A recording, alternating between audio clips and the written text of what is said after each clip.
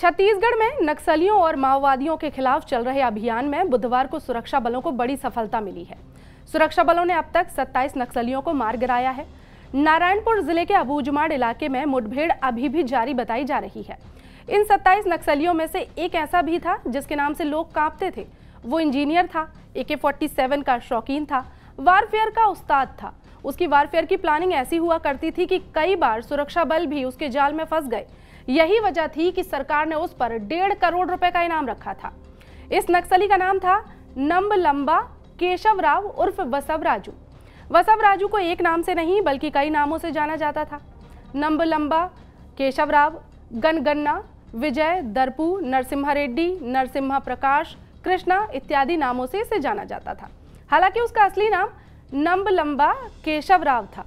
वसव राजू पिछले 35 सालों से माओवादी संगठन की केंद्रीय कमेटी का सदस्य था। वह आंध्र प्रदेश के श्रीकाकुलम जिले का रहने वाला था। उसकी उम्र करीब 70 साल थी। वसव राजू के पिता का नाम वासुदेवा राव था। वसव राजू के नक्सली लीडर बनने की और ट्रेनिंग की हम आपको दास्तां भी सुना देते हैं। दरअसल नक्सली वसव राजू नवंबर 2018 में CPI माओवादी का महासचिव बना था। वो नक्सल संगठन का महासचिव था और छत्तीसगढ़ के अबूजमाड़ क्षेत्र में सक्रिय था। वसव राजू BTech डिग्री धारक था और इंजीनियरिंग में शिक्षित होने के कारण नक्सलियों के लिए बम बनाने और गुरिल्ला युद्ध करने की रणनीति तैयार करने में माहिर था। वो संगठन के लिए विस्फोटक और हथियार डिजाइन करने में विशेषज्ञ था। वसव राजू ने श्रीलंका के तमिल संगठन से गुरिल्ला युद्ध और विस्फोटकों की ट्रेनिंग ली थी, जिसने उसे नक्सली गतिविधियों में और खतरनाक बना दिया था। वसव राजू हमेशा अपने पास AK-47 राइफल रखता था। वो AK-47 राइफल का काफी शौकीन था। 24 सालों से वो पोलित ब्यूरो सदस्य के तौर पर काम कर रहा था। उसने पार्टी के केंद्रीय सैन्य आयोग के प्रभारी के तौर पर भी काम किया था। जानकारी के अनुसार उसने साल 1970 में अपना घर छोड़ दिया था। वसव राजू वारफेयर में माहिर था। वारफेयर का मतलब होता है युद्ध करने की कला। गणपति के बाद वसव राजू को साल 2018 में संगठन के महासचिव की जिम्मेदारी मिली थी। वो संगठन में ज्यादातर समय सैन्य कमान संभालता रहा। वसव राजू सैन्य कमान संभालने और आक्रामक हमलों के लिए ही जाना जाता था। हमलों की रणनीति बनाने में भी वसव राजू को माहिर माना जाता है। ऐसा इसलिए क्योंकि ऐसे कई हमले हुए जिसको वसव राजू ने सफलतापूर्वक अंजाम दिया और सुरक्षा बलों को इसकी भनक तक नहीं लग पाई। साल 2019 में गढ़चिरौली जिले में एक ऐसा ही हमला हुआ था जिसमें महाराष्ट्र पुलिस के 15 कमांडो की जान चली गई थी। वहीं एक अन्य व्यक्ति भी मारा गया था। इन हमलों की प्लानिंग में वसव राजू का हाथ था।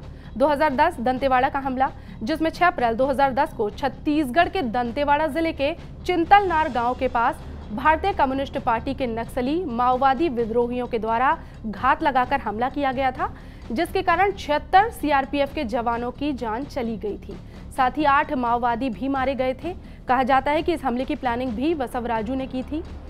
2013 का झीरम घाटी हमला, 25 मई 2013 को बस्तर जिले के दरभा इलाके के झीरम घाटी में कांग्रेस नेताओं के काफिले पर नक्सलियों ने हमला किया था, जिसमें 29 लोग मारे गए थे।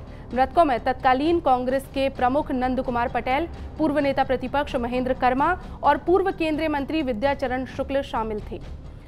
2018 का अराकू हमला, आंध्र प्रदेश के विशाखापट्टनम जिले में नक्सलियों ने अराकू विधानसभा सीट से विधायक केदारी सर्वेश्वर राव और पूर्व विधायक M सोमा की गोली मारकर हत्या कर दी थी। नक्सलियों ने इस वारदात को विशाखापट्टनम से 125 किलोमीटर दूर डुबरी गुड्डा मंडल के थुराटी गांव में अंजाम दिया था। 2019 का गढ़चिरौली हमला, जो कि 3 मई 2019 को घात लगाकर बैठे 100 से ज्यादा नक्सलियों ने किया था। गढ़चिरौली में हुए इस हमले में 15 QRT जवान शहीद हो गए थे। इस हमले की प्लानिंग भी वसव राजू ने ही की थी।